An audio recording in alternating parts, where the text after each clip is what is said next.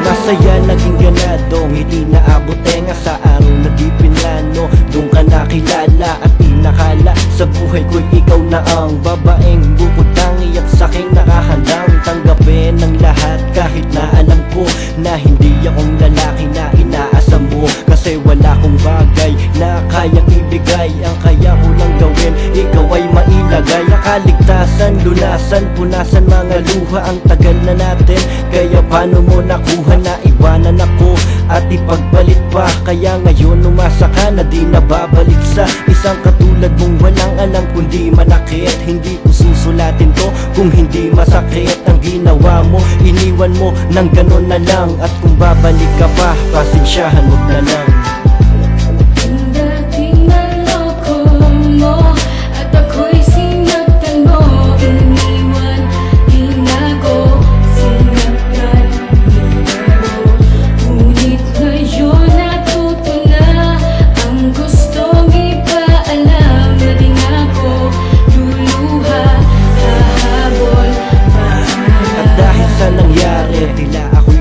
Itim na ang naghari sa dating bahaghari na akala ko noon sabay nating aakyatin. Ang mga pangarap natin na sabay aabutin. Ilang taon pinagsamahan, binaliwala. Kaya pag-ibig at tiwala nabali bigla. Ako'y napailing pa nang malaman ko noon na meron ka ng iba, ngunit tanggap ko na ngayon. At kahit na ganun pa man, salamat pa rin sa'yo. Nalaman kong di permanente lahat ng bagay sa mundo, at sa puso kong ito meron aral kang iniwan. Matuto kang lumaban pag mahal mo'y kay iniwan. Yung pakiramdam na parang mundo mo ay gumuho, pinilit kong lumaban at hindi ako sumuko. At sa aking pagtayo, tinanggap ko at kinaya harapin ang bukas na sa buhay ko'y wala ka.